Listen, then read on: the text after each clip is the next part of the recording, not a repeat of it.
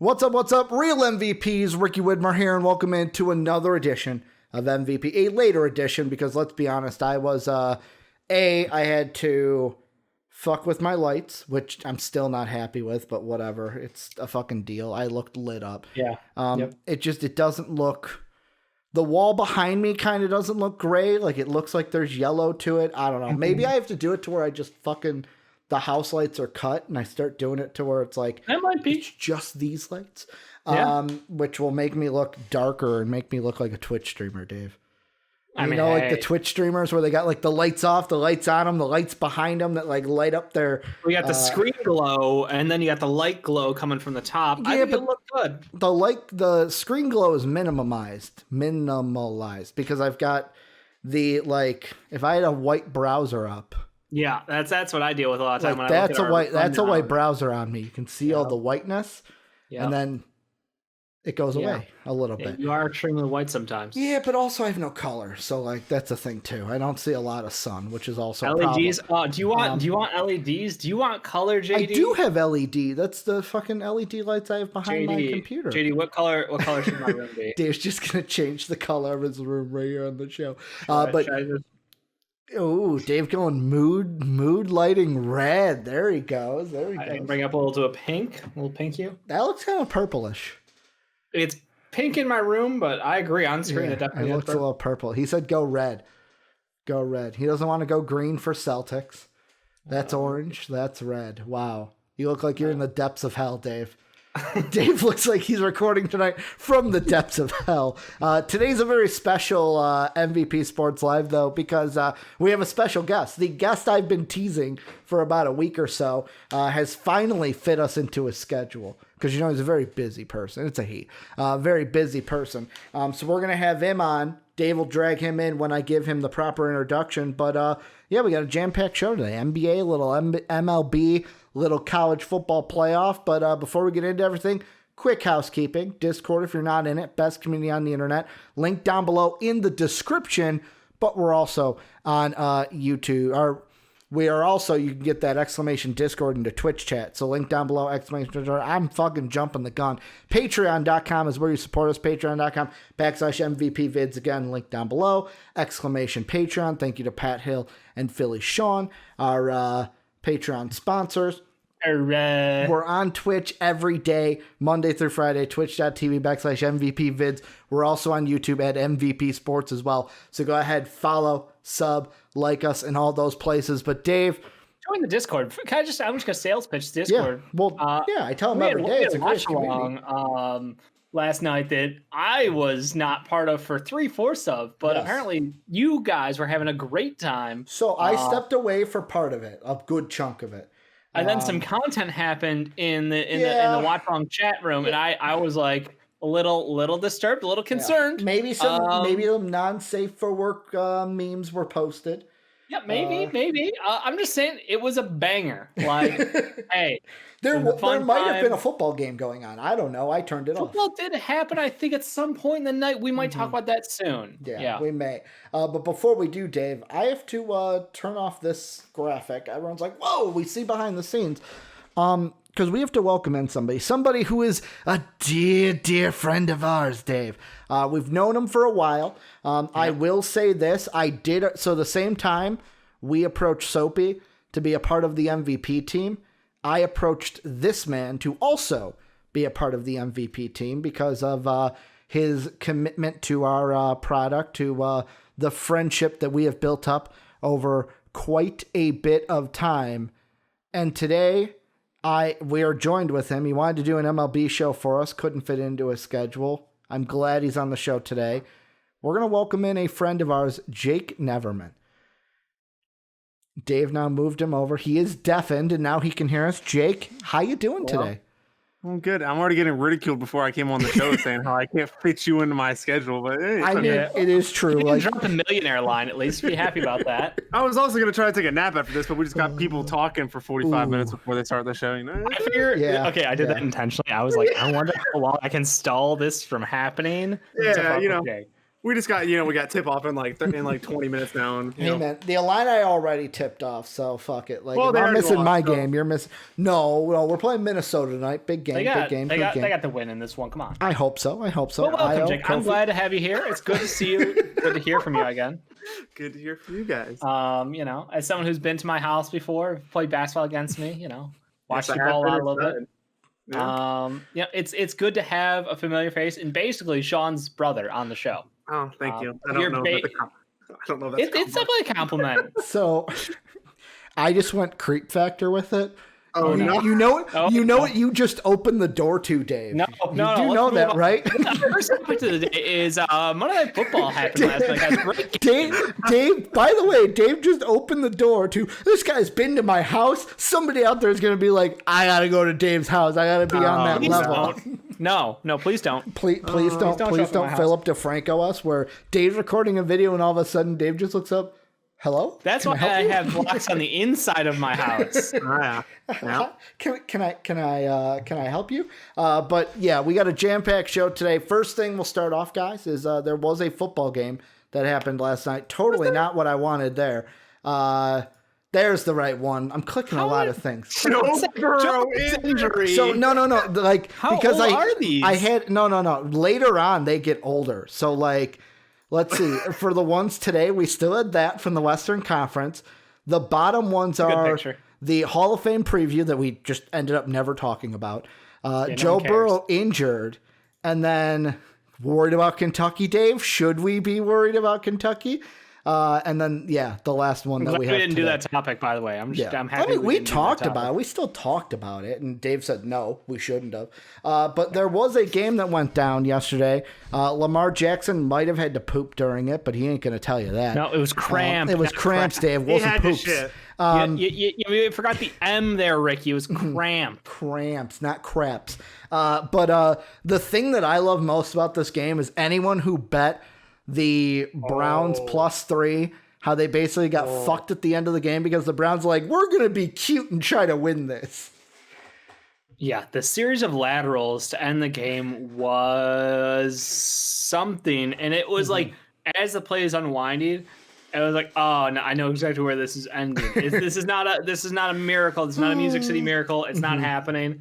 And then I didn't realize what happened, but I saw a bunch of people like flooding Pat McAfee's Twitter with like jokes about like losing money and being pissed. And all of a sudden it was like, wait, why are they mad? Oh, the money line. Oh no. Like it just pushed it. It was like, oh, that is evil. Yeah. See, I saw the other side of Colin Cowherd retweeted someone reacting to it and said this, and then someone was like, didn't you say the Browns are going to win? So like you were gone well before this, Colin Cowherd.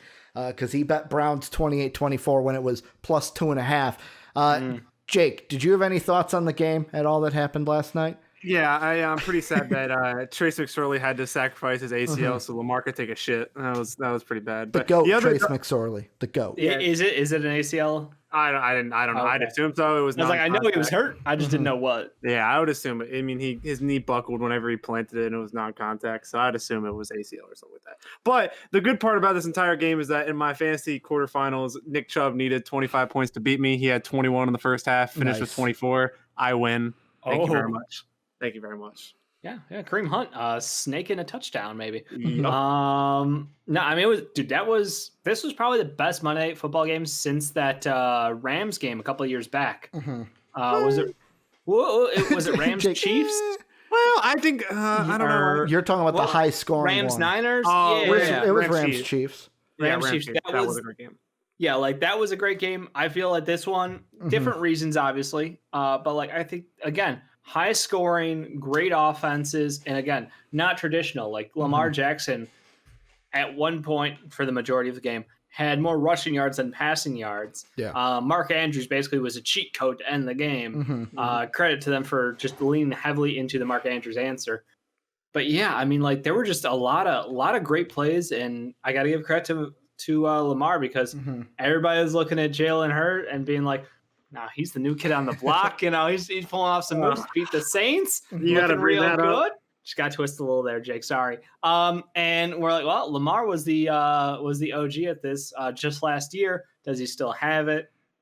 The offense looked really good out there. They were able to run the ball up and down the field. It was just impressive all around. I think both teams, though. Credit to both teams. Can we talk about how did Chicago people? Hurts has an S on it. You guys take the S away when it's there, and then you add the S when it's not there. It's Jalen Hurts. I've always said Hurts. No, Dave just said Hurt.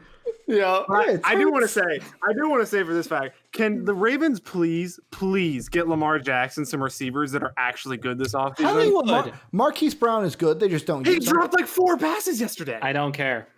We knew good. this was a problem with him, though. That was literally in his scouting report coming out of college. And it was took like Marquise Brown over rate. AJ Brown and DK Metcalf. But they have Des Bryant, but the NFL screwed him. Okay, Can we talk about that? That's great, but he's also not great either. He's not the answer to their receiving problem. He's good, he's solid, but they still don't. They don't even have I don't think any of the receivers on their team would be a solid number 2 receiver on a championship team. I agree. No, I agree. I mean, you're 100% right there, but the problem is we don't know. When you have a great quarterback, you can make average wide receivers look great. We've seen that with Tom Brady year in, year out. We've seen it with Aaron Rodgers, making MVS look like an NFL caliber wide receiver when he's clearly not. We all know he's a fraud. When he's clearly not. I know Dez is not the same player, JD. Don't hate on me. I'm on the Dez train. I want him to play football again this year. Yeah. I'm irrational at that. But I think the problem is that the Ravens offense doesn't give their wide receivers a chance to fail. Like Marquise Brown, yes, he deserves the touches, but it just turns into he complains to get touches. It turned into this whole big media show, obviously. And now he got, like you said, he dropped the ball a couple times, which I think he only got credit with, 2 drops, but whatever, perception. The point I'm making is if you're a great quarterback, you can make bad wide receivers look decent. He has not done that. Lamar Jackson is I don't know what the way to put it is. He's a running back. He's a good. He's not a running back. He's just he's a better good running. Quarterback, but he's not an excellent thrower. Yeah. Yes, he's not very accurate. He's not the stereotypical thing you would want a quarterback to be good at. But the question is the stereotype still the stereotype? Because now we're looking at the draft and going, I would rather have the guy who is mobile, who is able to peel out, make positive yardage plays than the immobile Carson Wentz, who just eats sacks for a living. The only thing with that, though, is I think Patrick Mahomes, Russell Wilson, the mobile guys. Patrick Mahomes is mobile. They can still sling it, though. Correct. Whereas Lamar in college was, if I'm peeling out, my first thought is I'm going to fucking run it. I have the chance to throw it, but I'm going to run it because I can hurdle guys and fucking outrun them at college. Maybe that was the thing. But I'm a Lamar fan for those of you out there that are like Ricky's hating on Lamar. Also for you, Dave, just saying that quarterbacks that make average receivers good, just throw Drew Brees' name in there because he made Marcus Colston look good for about 12 years. So we're going to, you got to throw that one in there. Did he make Jimmy Graham look good? Who knows? Before Jimmy Graham slept with his wife? Yeah. Obviously.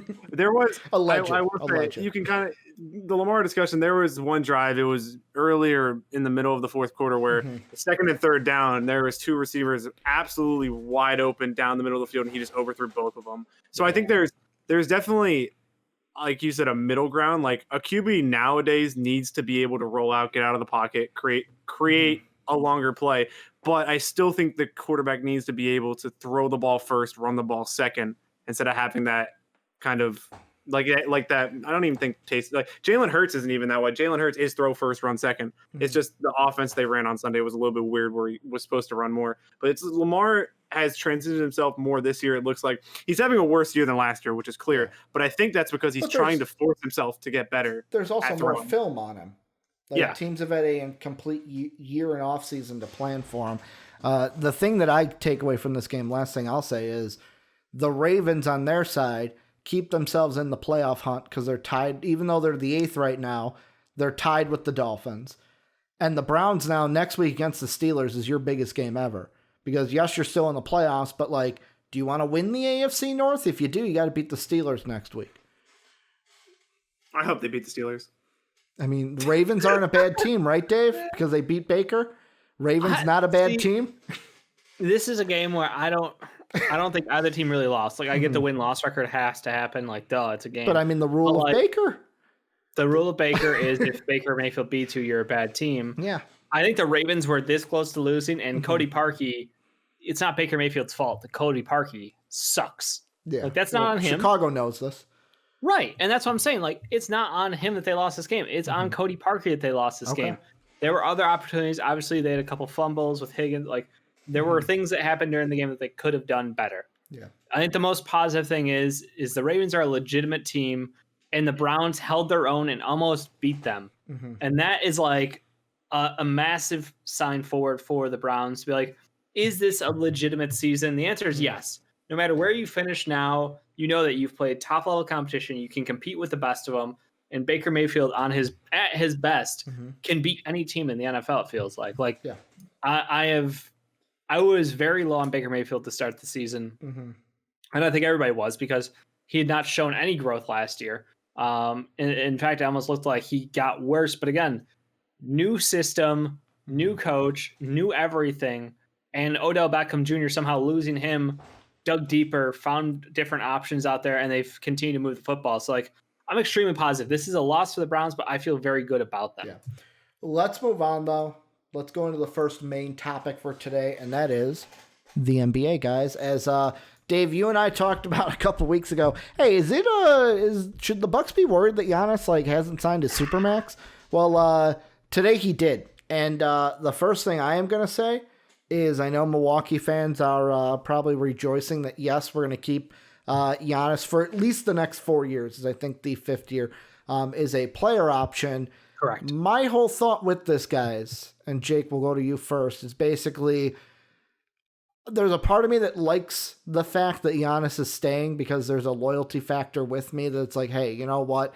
Like, we've got, although I'm not against player movement, it's not the days of old where it's like, I'm going to stick it out here and try to win a championship with Milwaukee. So there's a part of me that likes that. But there's also a part of me that's like, if this team isn't in the finals in 2 years or even 3 years going into that last year, Giannis could still pull the James Harden part and go, I want to trade. It's been 2 years of this contract. We're not winning. I want out of here. Do you think Giannis stays the whole Supermax in Milwaukee? Well, let me just say that I for one am not with this whole loyalty thing in the NBA because the NBA teams don't show loyalty themselves. So I don't think the players are obligated to show the teams the loyalty. I wish I wanted Giannis in Dallas so bad. I wanted Dallas. I wanted Luka and Giannis to go and win championships together because I think Milwaukee is a good team. I don't think they're a great team, and I don't know their avenue to get to be a great team unless they're going to part with Chris Middleton, and then you got to question your value of what can you get for Chris Middleton? Is it really just, do you hope somebody asks out like a James Harden and you can flip Chris Middleton and picks to get him? But they just traded a buttload of picks to get Drew Holiday, which is a good pickup, but it doesn't really move the needle for me. No, not for me either. Dave, I don't think it was a lot of value to give up. I'm with you. I mean, like, the problem with the Drew is the length of picks they're giving up, like you said, Jake. It's every other year and then pick swaps in between. So they really don't have many options as far as like capital to give up outside of Chris Middleton, the rest of the guys in that roster, bargain deals or rookie deals. So you don't have a ton to move with. You bring up, yes, moving Chris Mid because he's always the guy who, yes, he's Mr. 50, 40, 90. Yes, he is incredibly talented as far as being a shooter, an oversized wing. But when it counts most, where is he? And the problem is that he shows up missing multiple times during the playoffs. He's had a great run in his career playing against the Celtics in the playoffs. He's had a couple games here and there where he's looked like legit, like this is going to be the year where it all comes together.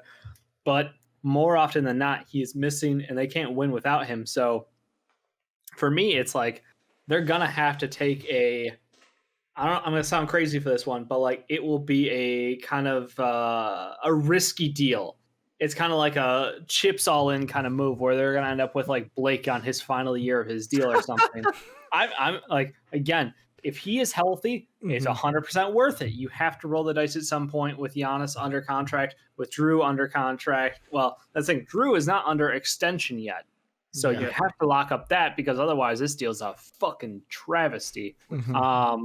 But like, I do wonder if they're going to end up having to make a desperation move like that, where they're going to trade out like the entirety of the bench out plus a piece or something, and like a 2029 pick in order to get someone who might put them over the top if the cards land right. Like, that's what it seems to me like. I don't know on paper if this team is, like you said, Jake, if they're good enough to win a championship, if this moved the needle enough. Yeah, I think when I look at the roster, Giannis is a clear number one, can be your best player if you're going to win a championship. The problem with Drew and Mid is I think I classify people as 1, 2, and 3s, and then everybody else on a championship roster. Chris Mid and Drew both kind of fit into that 3 mold, where I think they're both very good near all-star players, if not all-star players. It's just when Giannis isn't scoring and he needs to pass the ball so he doesn't shoot the team out of games, can Drew Holiday really create at a level that is able to keep a team in a playoff series against one of the great teams in the East, like the Celtics, like the Nets, like the Heat? Is he able to do that? And while Drew Holiday is a great player, I think he's almost become overrated at the point because people keep saying he's underrated. He's a very good NBA player, but he is not the second best player on a championship NBA team. Well, the problem is the bar's been moved so far. Like, when we talk about number 2s on championship caliber teams, top 10 player. Anthony Davis is a number 2. So right there, fucking what? You've got Kyrie Irving as a number 2. You've got Paul George as a number 2. I know last season's a joke. Don't at me. I'm just saying, like, Paul George is a number 2. You know, Klay Thompson as a number 2 in a championship caliber team. You look at the East some more and you go, okay, Jason Tatum is the one, obviously. So is it Kemba Walker, Jaylen Brown? I probably go Jaylen Brown too. Like, I hate Kemba. And then you look at, you know, the Heat, obviously, but the Heat are like a unique case where the sum is greater than the individual parts. So like Bam is their number 2, but at the same time, like, it's Bam plus 6 guys deep who are all knocking down shots for you, and all at any given time could go off during a series. So when you're talking number 2s, like Chris Mid and Drew Holiday just don't measure up. Even fuck Kyrie Irving. Like, Kyrie Irving's certifiably insane. Yeah. But he can knock down shots with the best of them. He's got the tightest handles in the NBA. And like, when it's time to play, he can absolutely play. So it's very frustrating, I can imagine. So they're hoping, basically, by your logic, and I do agree with this, Jake, is they've got 2 number 3s and no number 2. Like, can that level it out? Can the rest of the pieces on the team make up for that gap and kind of push forward? In the East, it's still a question. I think they could be the best regular season team in the East. Like that, I kind of shrug and be like, yeah, but that's kind of expected. Like, you got Giannis out there, right? It's just like we were talking about in Discord last night. Bud likes to go to an 11 deep, 10, 11 deep bench. And this year, I really don't know if they have the bench to go that deep. That's what I was going to bring up. I mean, you've got basically, I'm looking at last year's playoff roster. Giannis is still there. Chris Mid's still there. Brooke is still there. Those are your top 3 scorers. Basically, take Bledsoe out, put Drew Holiday in. That's just a clear. But like, George Hill's not there. Wesley Matthews isn't there. Correct me if I'm wrong. Ersan is gone, right? There. Or was Ersan? Yeah, gone. Ersan's gone. Rolo's gone. I know Rolo only did 3 games, 2 points. Same with Ersan. But like, those guys are gone to where it's like, how much are you going to put on a White Dante, an aging Kyle Korver? Like, I think DJ Augustine, low key, George Hill replacement. You're losing defense, but the offense is consistent, at least. Like, he is someone who is never going to wow anyone, but he is a good shooter. He is a decent passer. He is never going to be like the guy who costs you a game, but you also can't count on him to have a great game. He's good for, like 6-7 points a night and like 4 assists. Like, that's his jam. Bryn Forbes, they brought in another 3-point sniper from the outside. No problem there. Low key, like, I'm in a toss up between Torrey Craig and Bobby Portis for like best pickup for this team. I think both of them are really good. Torrey Craig is just a good wing player. Like, he's not a starter by any means, but like, He's a competent wing player who's got playoff experience. Yeah. And Bobby Portis, let's be honest, like this man dumpsters backup centers. Like if there's one thing he can do is get buckets for you on the bench. And I love him for it. I still love crazy Bobby Portis size. Like maybe it's me being a homer, but like I actually think that's an upgrade at the 5 for them from Rolo. I don't know. I look at this team and the thing that, and this goes back to our predictions and what I had put there is basically this team will probably be good enough to be the 1 seed in the East, but in a playoff series against Miami, a playoff series against even like the Nets are going to be interesting because we're going to have to see, do they make a trade for James Harden? 2, if they don't, how their depth and if a healthy KD and Kyrie, almost like Kawhi, Kyrie can contend, but I would, with a healthy KD, put the Nets above the Bucks to win the 7-game series. Hell, even Boston. Like Boston is a team where it's like, yeah, Bobby Portis may yam down on the Time Lord out there if he's playing backup center. Like I expect TT to start. Right? I'm just saying, like minutes wise, like the matchups will happen. Those 3 teams alone, Miami, Brooklyn, and Boston. Throw in Philly, Jake, if you want to. Like those teams. Well, I mean, Philly's a team. That felt like a pity move right there. Almost, that was like yeah. Okay, Jake, homer pick. Go ahead. Let's see what they do with Glenn out there. But like, I mean, I just look at it and I go, at least the Nets, Celtics, and Heat, I would all put as favorites to get to the finals before Milwaukee. But, and here's my question. Is that the fault of the roster or the fault of the coach? Jake, I want to throw it to you as an expert in shitty coaching. Okay. Well, you're both fans. Actually, I'll throw that right back to you. We got Boylan. We have Jim Boylan. Yeah, trust me. I know this, but I like to include our guest today. The last few years, I don't really put blame on Bud. I just don't think the team was good enough to. They got to the conference finals 2 years ago. They got to the second round last year. Was it a disappointment? Sure, but the Raptors team was clearly better than them 2 years ago, and the Heat team was clearly better than them this year, and the Celtics were better than them this year. So I don't know if I blame it on coaching, and also I don't know how to. I wouldn't want to blame Bud because I don't think he's a bad coach, but Brad Stevens and Nick Nurse are definitely a level above him in terms of coaching. And again, this is a big year for him because if they don't make it past the second round, or even if they don't make it to the finals, he's probably going to get fired because they eventually you're going to just have to make that jump. And I don't know who would be any other coaches who they bring in. Obviously, that'll come along as the year goes on. But the roster as of now worries me with some of the additions that the other teams in the East made. But then again, you have to check in. You have Giannis, you have Drew Holiday, you have Chris Middleton. This team will still be at minimum a top 3 seed in the East in the regular season, and then once you get to the playoffs, as long as you stay healthy, you have at least a shot. Yeah, I think for me, the criticism on Bud partially is due. He's a coach who does not make adjustments when necessary in the playoffs. Once you get into a series, like that's the thing. Regular season basketball, the Bucks succeed because they play with speed, they play with size, and they play with Giannis brute forcing his way into the lane.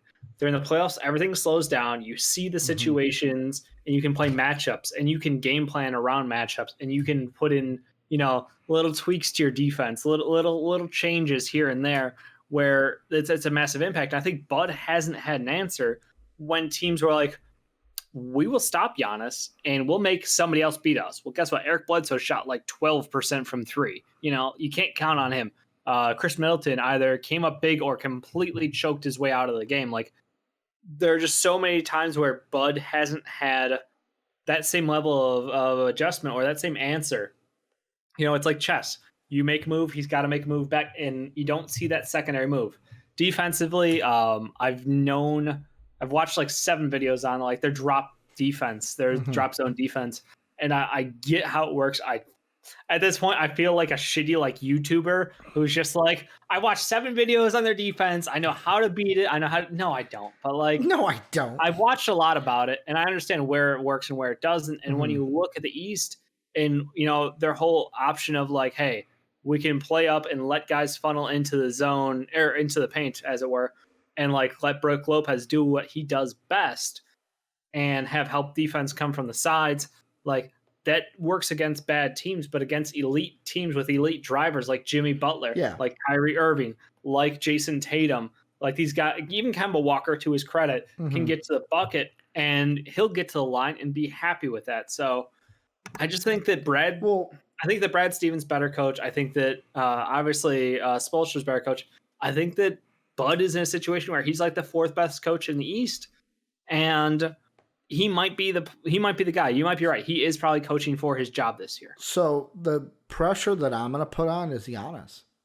And the reason why is I'm going back right now while you guys are talking. And right now I went all the way back to, right now I got to Derrick Rose's MVP in 2010, 2011. But even further than that, fuck it. Even if you go from LeBron's first MVP in 08 and 09, I would have to check on those two exactly, because I think that I want to see how far LeBron got in that first one, because I know one of those was the finals.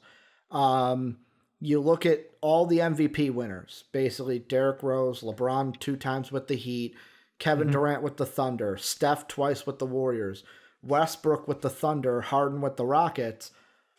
All of those except for one guy, and that's Russell Westbrook, but we're going to put that into a little section because Russ got that MVP because of the triple-double. Like, that was something we'd never seen before. That was a special case. Every single one of those other guys in that MVP year went to the conference finals.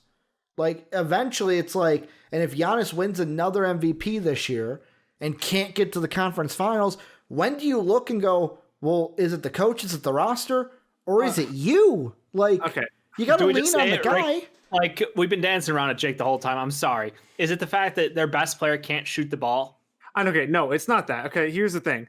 We have this thought in our head that if you're a star, you have to win a title right away. No, I'm not even saying win a title. I'm saying get to the conference finals. Like, weren't they in the conference finals 2 years ago? Yeah. Oh, okay, you're right. I'm fact checked. Never mind. So they got there last year. They lost in the second round last year. They made the conference finals the year before. It is what it is. Was last year disappointment? Probably. But this is just, I mean, Giannis has to at least, he doesn't even need to shoot the ball that well. He just needs to stop shooting his team out of games. He needs to know when he needs it. Sometimes it's the same problem I've kind of talked to Ben Simmons, is sometimes they have that mentality where they relax almost for half a quarter or a quarter, and they stop being aggressive and going to the rim. And if it's anything that Giannis has to improve on, it's just continuing to improve his free throw percentage, which I'm pretty sure he has done every single year he's been in the league. Yes. It is he is one of, if not the most dominant players in the entire league when it comes to going to the rim. There are not many, if there are any, players who can stop him when he goes to the rim. He's a great flopper. He's great at drawing fouls, whatever you want to call it.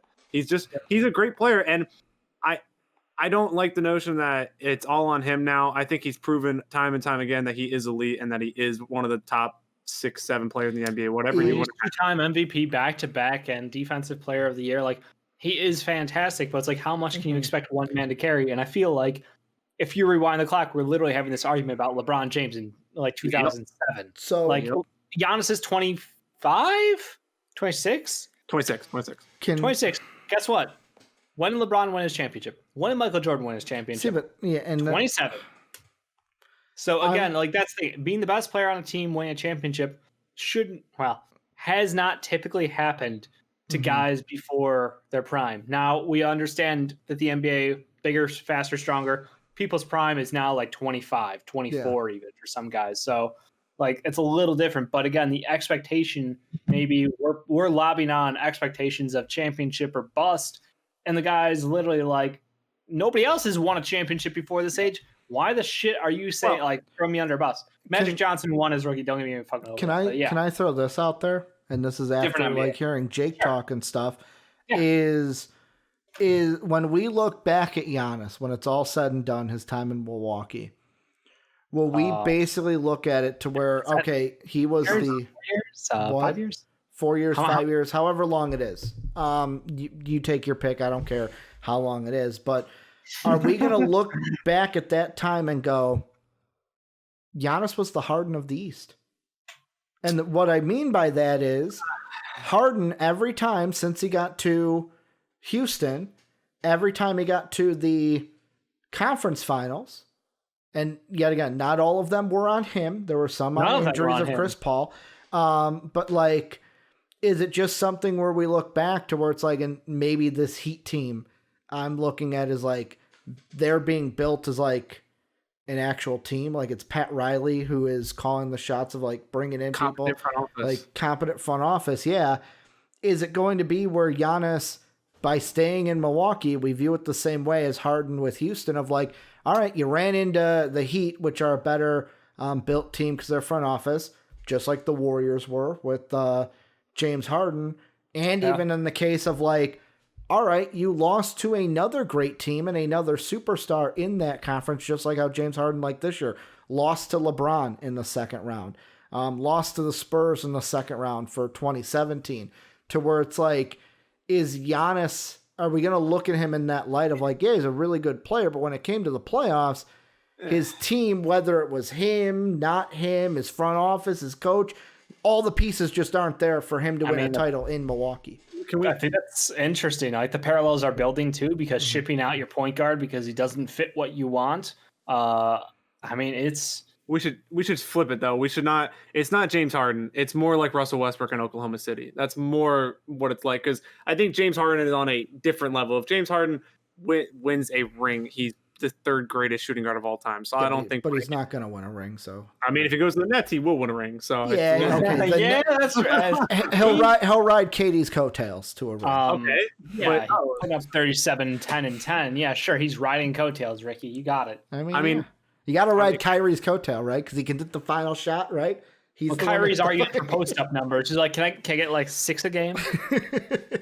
Katie's face when he said that. Sorry, unrelated. Go on, Jake. Yeah, I don't know. I think people want to kind of. I think it's. I don't know how to explain this. It's very hard to put how Giannis did what a lot of stars don't do in today's NBA, and people want him to do that. But when he actually does it, people criticize him. So I think we showed loyalty. Great. Let him have a couple years. Come back to this conversation in a couple years. If it's the same thing, then maybe. But he might leave when he's 30 and go win 3 rings somewhere else, and this conversation just means absolutely nothing. So it's just. Yeah, it's sports, man. That's the storylines, the projections. We've been looking to crown the next LeBron James since LeBron James was crowned. Like, that's literally, we were talking about Andrew Wiggins being the next LeBron. We were talking about this guy, that guy. Anthony Davis was one of them.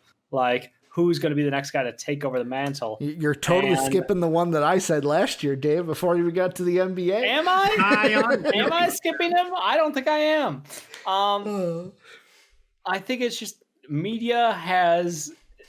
we have our storylines. We are storyline driven people. We love drama. That's part of it. And the fact that we want to crown this man the next big thing in the NBA, the next best player ever, perhaps the most unique physical specimen, crazy growth arc as far as like, hey, he was basically like a Greek league, B level player, like playing minor league kind of shit. And he's put on muscle. He's learned the game of basketball so much better. He's gotten a shot.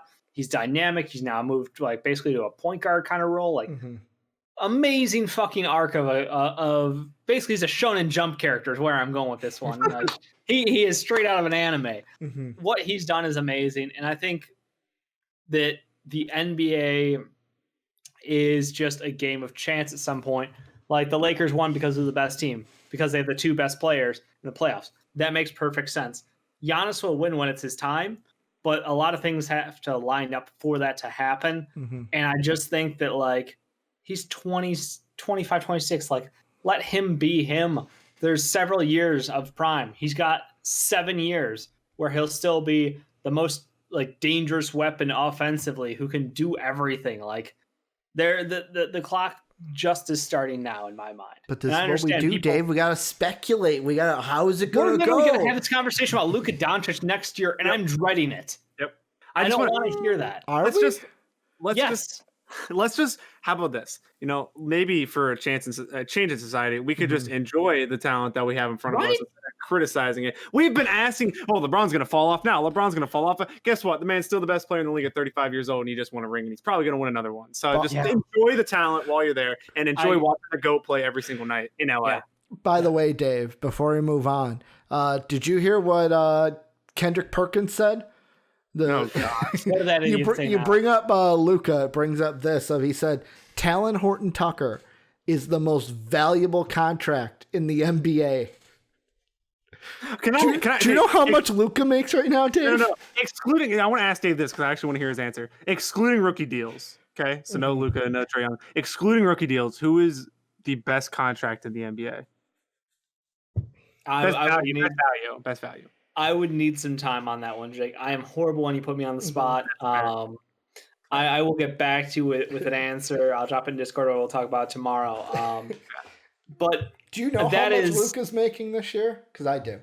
Because I looked it up. $8 million. $8 million? Yeah. But Talon Horton-Tucker, much more of a better value. Best contract in the NBA. Best contract. Honestly, I think Tobias Harris is at that point. So Kendrick Perkins, over under 7 times dropped on his head as a child. 11. Over then. 11. I don't know where he gets this shit. Mm-hmm. Yeah. I don't know. Could we be realistic? I love THT, but like minutes per game during the regular season, 18 tops. I think that's under. There's no way he plays 18. I don't know. Maybe. Depends on how many games LeBron and AD play, and then that'll say how much. Oh yeah, that's why I'm like, I figure as an average 18 seems about right. Like I don't think he's gonna be out there too long. I just don't. And again, the funniest thing about this is THT was great, but Kuzma wasn't half bad. He put up very similar stat lines, and people just don't want to give him fucking credit because they're over him. Yeah, I love it. I love the Kuzma hate. Jake, this one's coming to you. Next topic, talking about the Sixers, and this is because we did have you on the show. That's why I wanted to include this. And James Harden, a lot in the Discord has been talked about. What exactly the Sixers are going to give up? Apparently, the Rockets want Ben Simmons. They want picks. They want all the capital that the Sixers have. I'm just going to put you on the spot, my man. If you are the Sixers, how are you building a trade to get it done? And will the Sixers get it done to get James Harden on their team this year? There's one of two trades. The first trade is Ben Simmons and a pick. You're not giving up 3 first-round picks and Ben Simmons to get James Harden. I'm sorry. You're not giving up 3 first-round picks to do that. You're selling the future with giving away Ben Simmons. If they don't want to take Ben Simmons, who's going to be, if he learns to shoot a top 5 player in the NBA for the second half of his career, then so be it. The other trade is I haven't done the salaries. I don't know exactly how they work out. But it is the Tobias Harris, Matisse Thybulle, Maxey, and 4 first-round picks to keep Ben Simmons and have Ben, Joe, and Harden. Now, the whole thing comes down to the Sixers aren't willing to part with Ben Simmons as of now. I think that's more of what Morey has said over and over again is teams try to have their roster perfect on day one instead of just playing the season and then adjusting as the season goes on. I think they want to see what they have with this new roster. I'm currently watching the game. I just saw Seth Curry and Joel Embiid do a dribble handoff, and Curry shot a pull-up jumper, and I haven't seen one of those in about 4 years. Signs of JJ Redick right there.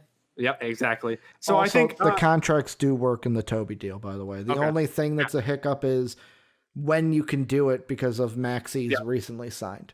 Yep, and I don't think it would happen anytime soon anyways. I am emotionally attached to Ben Simmons. He's my favorite player in the NBA. If it came down to Ben Simmons and a pick for Harden, I think you're stupid not to do it. The whole point of building a franchise is to get a player like James Harden on your team. And James Harden and Joel Embiid would be the best pick and roll duo since Kobe and Shaq. So it would be, I'd be excited either way. If they could somehow pull off the deal without having to give up Ben Simmons, then Daryl Morey is just a wizard. Yeah, I think part of the problem is that Daryl Morey is who he is, and the Rockets front office knows it. Yep. And they will not be taken advantage of. That's what it feels like. Unless James Harden forces their hand, he's already committed to, hey, I'll play some games. I will come back. If we get to the point where he tweaks something, air quoting that shit, and he's going to be out for a while, then you have a problem. Then you have to address that on the spot. But if he's willing to play basketball, I don't see him being moved. I think this is the storm has passed for the moment. Yep. It's very tough to say that. The Sixers definitely have the best offer. I think that, like you said, Ben Simmons is a top talent in the NBA, and he's probably the best player you could get back for James Harden right now. But I just don't see that fractured relationship with the front office and the Rockets, and Fertitta being an absolute fucking idiot will not allow for that trade to happen in my mind. I do want to throw in if John Wall is going to stay there, Yeah. that Tobias Harris trade makes them a better team than playing John Wall and Ben Simmons together.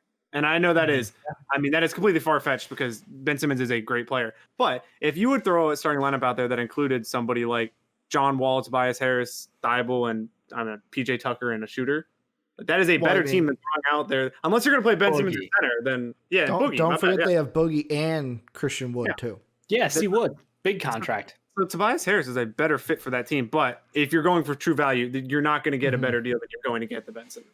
Yeah, and again, we're arguing about like pick 23 through 30 year, you know? Yep. That's the crazy thing to me. Value-wise, again, they're still first rounders. I understand the contract control, the long-term control over these players, but like it does seem kind of crazy. And that's why I think the Bucks deal looks crazy on paper, but when you look at it, it's like, okay, they're giving up, multiple first rounders and then pick swaps. But again, like you're expecting those picks to be, Bucks are such a good team, like 25 through 30, Who the shit cares about that pick? The hit rate for 25 through 30 is so low. Sorry, Taco Fall just came in and stole a pass right off the bat. sorry. Taco Fall do that. Taco Fall enters the game and he gets a standing ovation. I just want to, I will say on terms of the Sixers giving up first round picks to get James, it's not so much that I've struggled to give up Ben Simmons in the first place because Ben Simmons is a great talent and he is 24 years old. So I have a problem giving. I don't have a problem giving up Ben Simmons, but then when you add that much more value on top of it, is when I and the guy doesn't even want to play there. It's hard. Yeah. If you get James Harden to agree to a 4-year extension right off the bat, then just like in the Bucks deal, now the Drew Holiday deal is fine because you have Giannis staying. The whole thing was that deal might be terrible because Giannis might not stay. Obviously, they knew more than we did. So it's all optics at the moment. If you trade for James Harden and he signs an extension, then, you have Embiid and Harden together for years to come. Do you think Harden will finish the season on the Rockets this year? Yes. No. I think Ricky, let's hear. Ricky, why do you think he won't? I just think he gets traded. I think that the relationship between them is basically, I think Harden's coming back now because he realizes, I'm not helping myself. I'm not helping the optics, like you said, of me getting traded and I'm shooting myself in the foot. So it's basically, I'll come back, play nice, but I want to be dealt. Like that's the bottom line. And the longer the Rockets, you're playing with a ticking time bomb. Basically, like you already have seen how irrational Harden can act. Like you're dealing with a ticking time bomb. The longer this waits out, if he gets hurt or if it's something to where it's like, I don't even think you want to trade me. Like you're trying to say, well, fuck me. Then you're just dealing with it could blow up in the off season. And then you're dealing with this all over again. It's just to me, who's gonna come up with the assets and who's going to get the deal done? Is it going to be the Nets? Is it going to be the 76ers? Is it going to be the Bucks? Is it going to be the Heat? Is it going to be anybody that we've thrown out there? The thing with the Sixers I've been thinking right now is I'm trying to think. There's two questions to this. Number one, and Jake, I'll ask you because you're the resident Sixer fan, obviously for all of Sixer Nation here on the show. I try. The number one question I would ask you is, can the Sixers win a title with Ben and Joe? That's the first question you got to ask. Yes, they can win a title, but I do have to preface it. Okay. You need to have another player on the team that is a secondary ball handler that can close out games, aka Jimmy gets buckets. That is the player that you needed. You let him go to Miami. Here's where I get into that though, where you said yes, but you need somebody else. Yes. The second question is, do you trust Daryl Morey to possibly deal a Tobias in a deal kind of like how when he dealt Horford, we were like, shit, he fucking dealt Horford? How the fuck did that happen? Do you trust him to do a deal like that to open up space to then maybe sign someone in free agency that would help the team and then add in to Ben and Joe to where it's like, oh shit, we kept Ben and Joe. Morey got it done. We got rid of Toby and we were able to sign someone to make a big three or the third star that we need. Well, see, the first thing is when you ask the question, all you have to ask is, do you trust Daryl Morey? And I say yes. Because after you having Elton Brand as our GM for 2 years, I solely trust Daryl Morey in every single thing that he does. And the name that comes up and I've been reading is if the Wizards continue to sour, if Bradley Beal becomes available, that is the guy that you try and you go. I'm not saying that they would get him, Dave. I'm saying that is the guy that you try and go get because he is. Sure. What? I'm not saying. No, I'm just saying. Yeah, I agree with you. If Bradley Beal's available, you make every possible fucking move for him. I agree. I don't. My problem with that is if the Wizards sour. I think the Wizards with Brody and Bradley Beal are going to play it out. I could no. This year, this is down the road. This okay. Then yeah, anything could happen. Anything can happen. I want to say the X factor in all this is the Miami Heat. I don't know if they're brain dead or something, but if they're not willing to trade Tyler Hero to get James Harden, I have serious questions because I understand that Tyler Hero is good. He may be very good. He will never be as good as James Harden is. I'm sorry. That is he is at best a peak Devin Booker, and that is probably what that's high praise. Still, that's high praise. That is very high praise. But if you are not willing to trade Tyler Hero to get James Harden to play with Jimmy Butler and Bam Adebayo, which clearly makes you the best team in the East, then I don't know what you're doing. I mean, it makes them the best team in the NBA in my mind. I get the LeBron and AD are literally 1-2, 1-3 in most people's top 10 range, which we may hit at some point in the season. But the idea that you have someone who can put up 40 a night, literally 40 a night, and then you have the incredible defensive switchability of the rest of that Miami roster is disgusting. Yep. I agree. And it also would depend who they give up in the trade. I would assume that it would be Dragic, Hero, and somebody else to make salary work with a crap ton of picks. Yeah, it might be Myers Leonard or some shit like that, but yeah. But I mean, if you're the Rockets, if you're not going to get Ben Simmons, Pat Riley hates draft picks. Remember this story, guys? Yes. If you're not going to get Ben Simmons from the Sixers, getting Tyler Hero and a bunch of picks is not a bad thing. John Wall and Tyler Hero is a great backcourt to build around. That is a perfect fit next to each other. So the Heat are the X factor in all this. I don't think the Bucks are going to ever make a move for him because I don't think the Rockets are going to want Chris Middleton in return for James Harden. It's weird to say a team in the West controls the future of the NBA, but it really does feel that way. It feels like the Lakers are the odds-on favorites to win a championship because of Klay Thompson's injury this year. And just because of how the Clippers sputtered out last year. The Clippers didn't address their biggest problem. They still have a point guard. Yeah, if they got a point guard, it'd be different. They switch head coaches, which is fine. Yeah, but they never address their problems. So I understand why the Lakers are what they are, but the Rockets having James Harden on the move literally can change the course of NBA history if they trade him to the Nets, because then the Nets are by just ridiculous standards the favorites to win a championship. If they trade him to the Heat, same thing. If somehow the Bucks pull off a deal for Chris Middleton and scraps, great. But it's wild to think about your NBA champion could be decided by a team that's not even close to a championship, Yep. No, I get that. And the thing I'm trying to work out right now is basically, so the thing with Tobias's trade that's obviously a linchpin is how big his contract is at $34 million. The thought I had, and this is, I don't think this happens because why would this team want him back after years later? But if I'm the Sixers, I go, okay, either I try to make a deal for James Harden now, or could they be in a chance to where it's okay, we either got one or two things we got to pin down. We either trade Tobias for good enough, I say good enough assets, but assets or maybe expiring contracts in order to take a swing at a Kawhi, because if Kawhi's going to leave LA and yet again, he's the remaining guy who is up in 2021, correct? Yeah, he is the off season. It's either we did have a meeting with Kawhi last time. The top three contracts, of course, they're player ops, are Chris Paul, Kawhi, and Blake Griffin. Chris Paul and ops. Those are the top three. It's crazy. I think Chris Paul could. And again, James Harden turned down $50 million. Yeah. So that tells you nothing's off the table. If Chris Paul wants to sign a new max deal, then he'll sign a new max deal. Besides that, and and I'm thinking free agency. If it's we're gonna Kawhi move Toby, basically the only name left. Yeah. Ball handlers. It's these are the names: Conley, Lowry, DeMar DeRozan. Let's see, Drew Holiday, but he's a player op and he's gonna stay.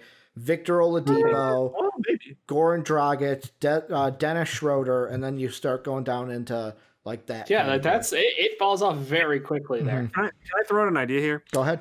You are the Sixer fan. So say you're the Rockets, right? And you're trading James Harden. Maybe you want to reset and you want to get an expiring deal or somebody who has 1 or 2 years left instead of getting Tobias Harris, right? So it's got to be a 3-team trade. Call the Detroit Pistons. Oh, Blake Griffin wouldn't be a terrible fit on the Heat Rockets, but also his contract's up next year or the year after. I mean, he's got a player up, so like 2 years at the most. Detroit really isn't signing any big free agents, right? So they can take on a big contract if they want to. Yeah. Would Tobias Harris be a terrible fit in Detroit if they get picks to take him, and if the Rockets would also get would a Tobias Harris to Detroit, Blake Griffin to Houston, and James Harden to Philly? So you're pairing up Christian Wood and Blake Griffin again? Yeah. Yep, I am. I mean, there's not enough room for the both of them. That's clearly what happened. I think that's anti what Detroit wants to do. Detroit wants to flip Blake and Derrick Rose at some point for future assets. They want to suck. No offense. No, I don't know, because remember Soapy was saying that their owner has said they do not want to suck. I agree, and I'm 100% with Soapy on this, and this fits their trade of they would rather make the playoffs and lose in the first round than not make the playoffs and rebuild completely. Like that. And Toby does that. He does. I hate you for saying that, but he does. But like in my mind, I'm going like the right way to rebuild this team is to let, you are right, but is to let Sadiq Bey and why can't I think of his name? Who's drafted last year by them in the like top 15? Sekou Demboya. Sekou Demboya, thank you. Get all the minutes. Like they need wing minutes left and right out there. But Toby's a 4, so he's not a wing. So. He is a wing still.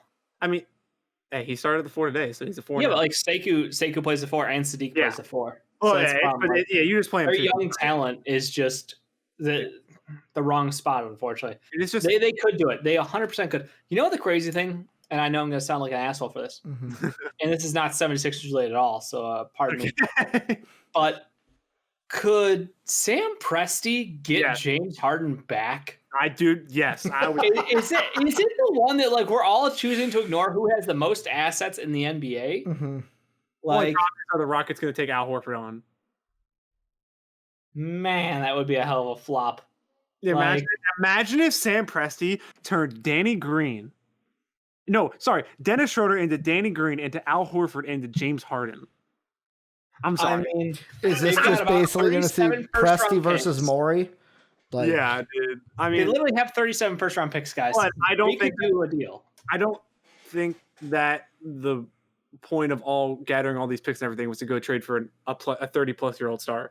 I think it's to build around Shea and all that, and hopefully unload Al Horford to get a first-round pick later in the year, which they probably will do because Sam Presti's a fucking wizard. So I've got a deal, but I don't know if I like it. Horford's ending up back in Boston, by the way. Just book it. So I would love that as a storyline arc. That would be great. Yeah, he'd be our villain again. I'm going to throw this out there. I don't know if I like it. It's going off of the 3-team trade that Jake threw out. Which team do you want to hear first? Rockets, Sixers, or Pistons? Pistons. I want to hear what the Pistons are going to get. So the Pistons are going to obviously get Toby, Thibault, and Tyrese Maxey. There's no way that the Rockets get Thibault in that There's trade. part of me that's like, that might be too much, where it's like... What are the Rockets getting? The Rockets are getting Blake. I couldn't find anything, unless like a Tyrese or a Maxey goes to Houston in the deal. Or Tyrese or Thibault. That's two people, man. That's two people. Matisse is what I meant to say, but I said Maxey. And then the Sixers was D Rose and Harden. Okay. Jesus. You get 2 ball handlers. Okay, but here's the thing. I don't think the Pistons are getting... I think Maxey and Thibault would be headed to Houston. I don't think that... I think Detroit, it basically becomes Tobias Harris for Blake Griffin. That is... And maybe you get a pick along with it. That is the trade that you make to get rid of Blake Griffin to secure a borderline all-star in your starting lineup for the next 4 years. That is, good point. But yeah, I don't like even working on it. Like, I don't even know what to... James Harden's a key piece of that deal, but like you have to think the Rockets are willing to move on from Eric Gordon and PJ Tucker as well here. So if you need to move some contracts, like I think a lot of teams in the league would love to get involved if they had a shot at a PJ Tucker, including the 76ers. Like he's just one of those great utility pieces who you could throw at anything. So again, it might be a 3-team trade into another trade. Like, not everybody's saying Presti, but I want them to be. It's like I want to trade into a trade, maybe. What is this lineup? Yeah, Sorry. adding in PJ would even make it work too. So like if the Pistons got PJ and Toby, Sixers Derek and James, and then the Rockets Blake, Matisse, and Maxey. Sorry, I'm just watching the ugliest lineup I've ever seen. Like contracts work, but at the same time, watching like, the Kings Summer League when they played 5 centers. No, I'm currently watching. Well, then it's not the ugliest lineup you've ever I'm seen. currently watching Shake, Thibault, Furkan, Mike Scott, and Dwight Howard play. Yikes! I forgot the Sixers got fucking Howard. But guys, spent a lot of time on basketball. Love it. But That's a lot of fun theory. I love it. We got some other stuff to get into. First off, we got Wet Boys. Did not preload them, so they may come up wrong. Whatever. Absolutely. Sometimes that Every happens. time. That's what I expect every day. This is the segment where we look at the dampest of dudes, the soggiest of shooters, the moistest of men, and sometimes the mistiest of misses. These are Wet Boys players of the day from the day prior. We're going to have 3 today. So basically how it worked is there was no patron Wet Boy. So Jake is going to be the lone. Jake is a patron, so he's going to be the patron vote for today because he is the special guest. So how it goes is Dave gives one, I give one, Jake is going to give one for today, speaking for all the patrons of patreon.com/MVP vids. Dave, take it away. Who's your Wet Boy and why? I went with legacy here, boys. I went love with the next great. He was my number 2. Really? Oh, Yeah, it was either mine or him. I'm glad to hear that. Confidence here. Ron Harper Jr. Got to go with the legacy, guys. Yesterday's. Tal Horton Tucker was great, but Ron Harper Jr. had a pretty good game. And again, it is one of those things where it's like, the first time I picked him, it was kind of like, or the first time I talked about him, it was kind of like, oh, it's cute. Like we got Scottie Pippen Jr., we got Ron Harper Jr., we got the next gen Bulls coming up and through the system.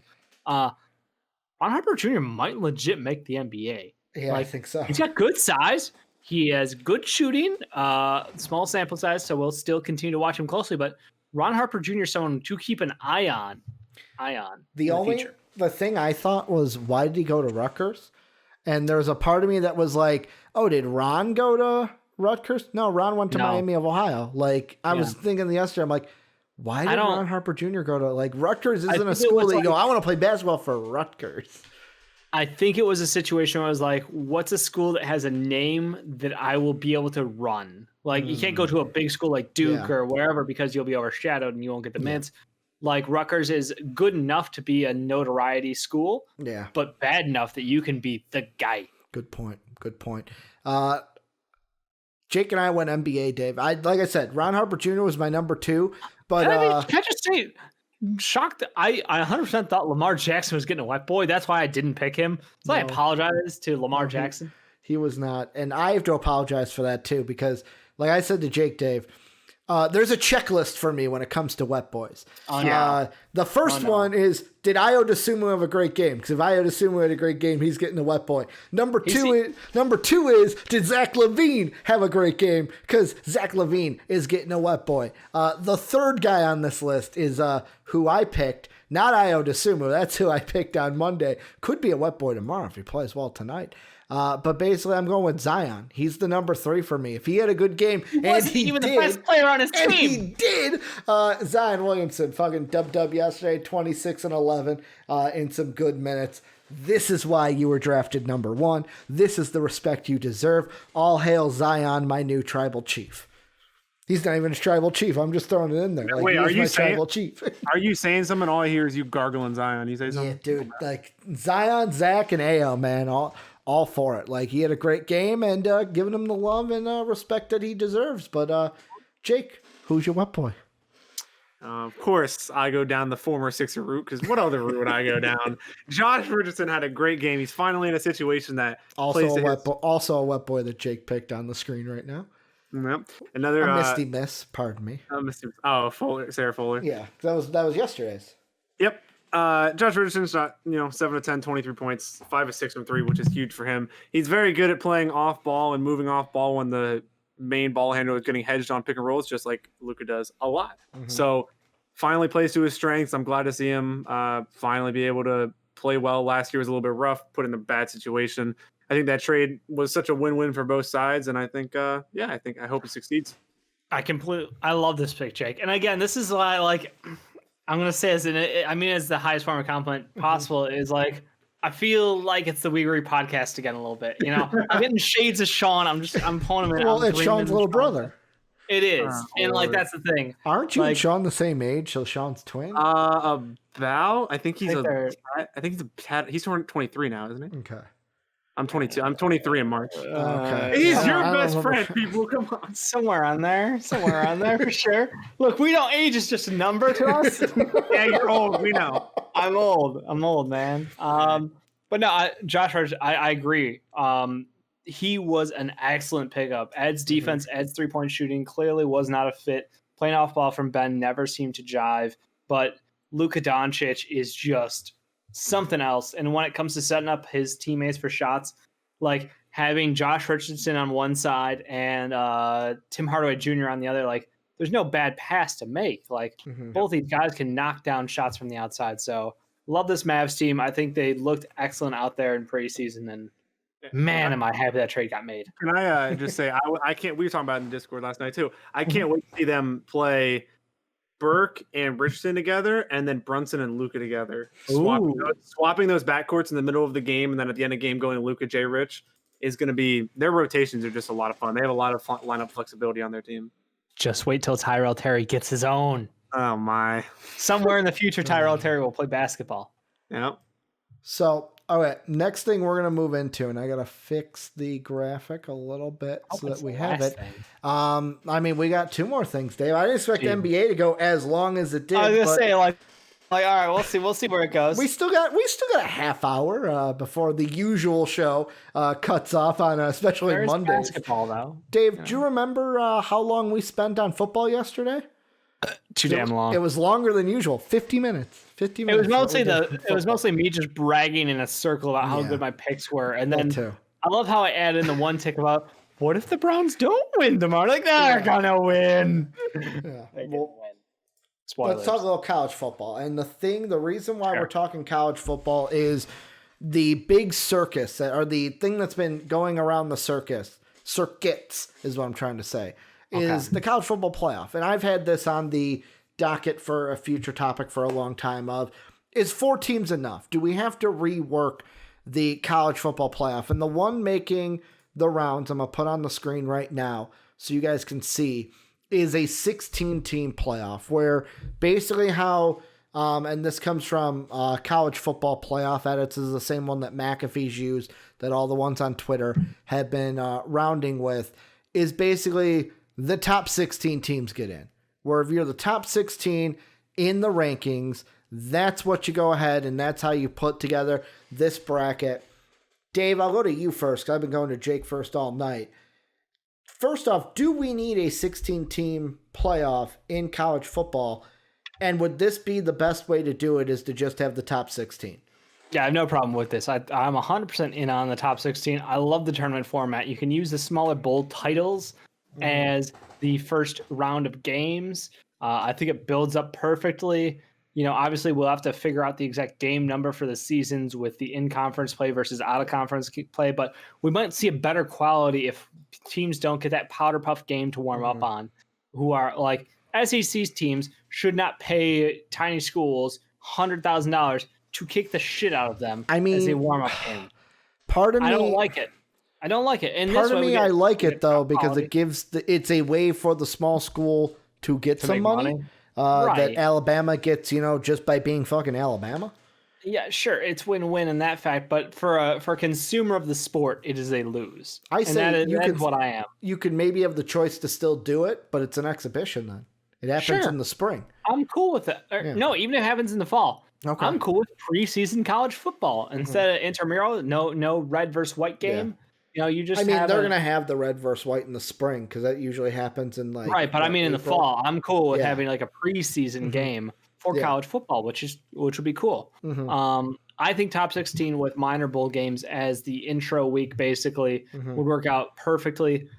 I think the problem is we always will lean towards having the big names in there. Yeah. Like I want to see a Coastal Carolina get a shot. I want to see a BYU get a shot. I want to see these teams who will never be top 4 teams have a chance to play a big team, but also I don't want to see that Notre Dame, a bunch of, short, undersized players get stuck against Alabama where they got 50 pounds on them on the fucking line. Like that's what you try to avoid. You don't want the worst matchups. You're looking for, let's just make the most competitive thing and see, maybe we can get a miracle run happen here. Maybe we can see something special. The narrative gets changed, and I love that. So, Jake, I'm going to have you give your point before I go into my master plan, because I actually don't like the 16-team playoff, and I say go a step further. But go ahead, Jake. Yeah, I mean, it's always going to be a point. I've always been on the board of you go, I think it should be top 10, 1 and 2 get a bye. That's how I think it should be. But even if you make it 16 the next year, people are gonna be like, let's do 18, and then the year after they're going, let's do 20, and then let's do, because they're always going to be the teams that get left out and get cut out. It always happens. It's happened with us, Penn State, when we should have made it, when we beat Ohio State, and we didn't. But it's all right. It should still be. It definitely should be more than 4 teams. 4 teams is so limiting and restricting to how great college football is when that stadium is full, and hopefully we get back to that next year, and the atmosphere is amazing, and the playoff, and imagine Coastal Carolina having their visiting section in Notre Dame whenever they're trying, and they upset Notre Dame in the first round of the college football playoff, because like that is what you want. Because with this one, it has like Cincinnati would actually be hosting Georgia because they are the 8 over the 9. Coastal Carolina is going to Columbus, but here's the problem I had with the 16, because Brandon Swanson, former friend of the show, still friend of the show, but former on the show. I was like, wow, you cut off Brandon like that? He tweeted this to me because Danny Cannell tweeted it. And he said, what do you think? And my thought was, because I was already thinking about this the night before he sent it, my thought would, if you're going to do 16, how do the conference championships play into this? Because that to me is like, I would eliminate conference champs, to be honest with you. I would basically go off of, have it be where it's like, you know what? It's just record throughout, and it's based off the college committee gives it to you, to where it's like Alabama's number 1. They finished first in the SEC, because like, to me, it's like, there's no way to reward a conference champion unless you're going to say the top 5 seeds are automatic conference champions. But then how do you do like the weight of like a Power 5 conference champion to a non-Power 5 like Coastal Carolina? So what I had put up is top 2 teams from every Power 5 get in. So that's 10 of your 16. So basically it's eliminating conference championship, because all you got to do is win your division. If you're in one that has 2 divisions. So like this year, Alabama, Florida, boom. Those are your top 2. You're the ones that are in, or Alabama, Texas A&M, however it works out at the end of the year. Those 2 get in, and boom, you get 10 of your 16 teams. Then I give 2 to 3 spots to be decided by whoever, if you want 2, if you want 3, to Power 5 teams that win their conference and finish in the top 20. So you have to win your conference and finish ranked, because obviously you're not going to give a playoff spot to like, oh, I won the Mountain West, but I was outside the top 25. I felt like that was kind of like unfair. I mean, we've seen that happen in the NCAA for men's basketball, women's basketball. Yeah, it throws things off a little. Yeah, and basketball obviously has gotten a lot more teams.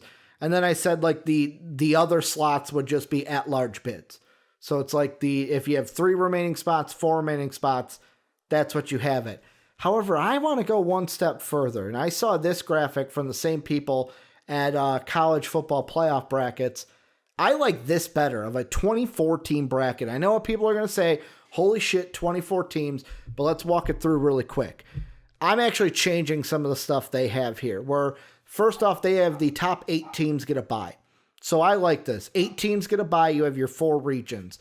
The thing I would change is all the Power 5 conference champions, and this is how you can keep the conference championship game, they are in automatic top 5 seed and get a bye. Then the remaining 3, you can kind of go with like, all right, the next 3 teams in the ranking. So it's basically 1 through 5 is all your Power 5s. That's how the Power 5 champions, it's the committee ranks them.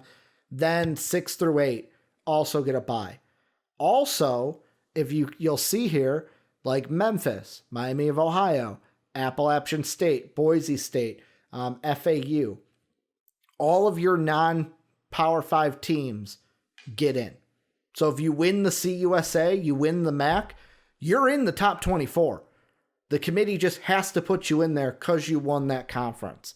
And then the rest of them is based off of where the committee ranks you 1 through 24.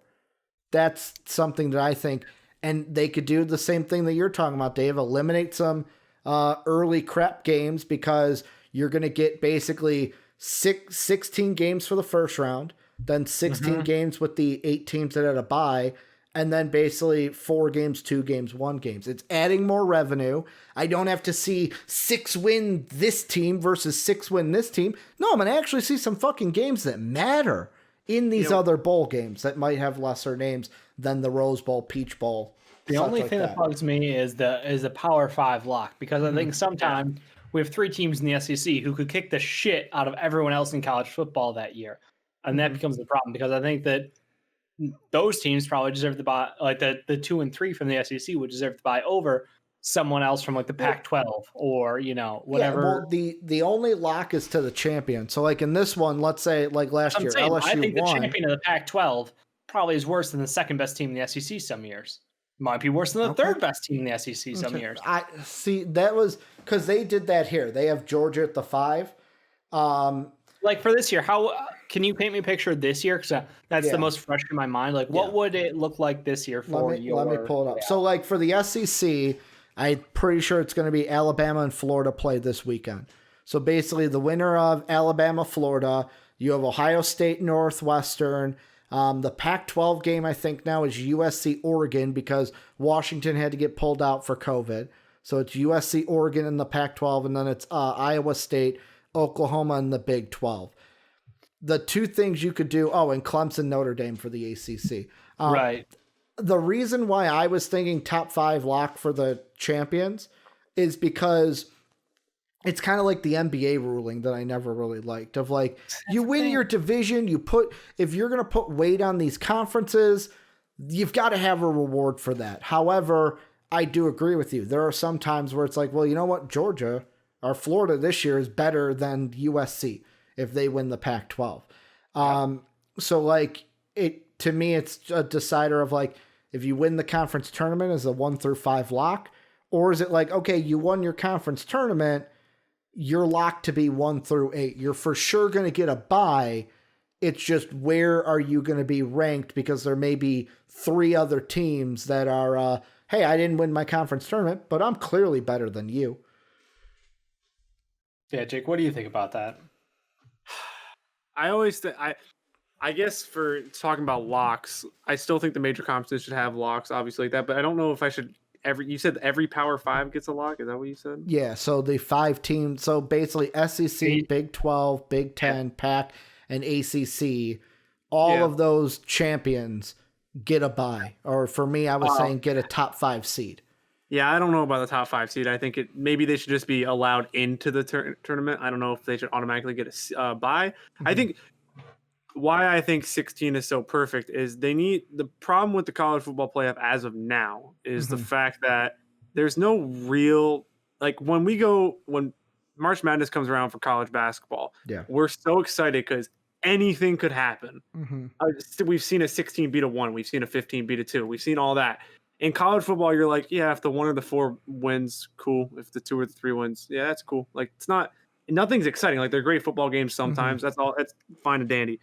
But I want to see a 1 versus a 16 and a 2 versus a 15 and a 3 versus a 14. Because when those upsets start happening, that's when it gets exciting. And that's when everybody starts rooting for an underdog. There is no underdog in a 1 versus a 4. I'm sorry. They're both great football teams.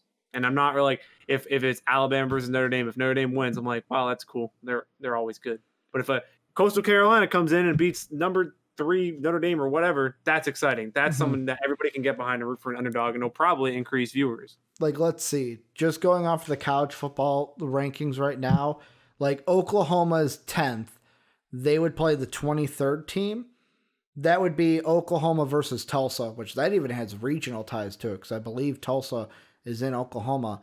The 9th team would play 24. I mean, what? No, just like a smaller Oklahoma school saying, "Hey, we're gonna beat the big dog in the state." No, it was more like the regional. It was great. It's got some regional ties to it. 9 and 8 would be Cincinnati versus San Jose State because they're at 24. I mean, Miami at 18. I'm looking off of the graphic to see where 18 even is. I do like your graphic. 18, 15. I think that's excellent. Mm-hmm. Like 18-15, you get Miami, UNC that just happened this weekend. I know that the Tar Heels kicked the shit out of the Hurricanes, but maybe you get we get a second run at these guys to see if we can beat them again. Like any given Saturday. I always say 4 is so, like we've said, 4 is so inclusive to where it's like I'm with Jake. I love the narratives. I love the storylines and the upsets. That's what makes March Madness special. College football, the tournament, they need to expand to make that a thing. They need the underdogs. They need the wonderful stories. But he's right. 1-4, 4-1. It's not an upset. 2-3 mountain. It's not an upset.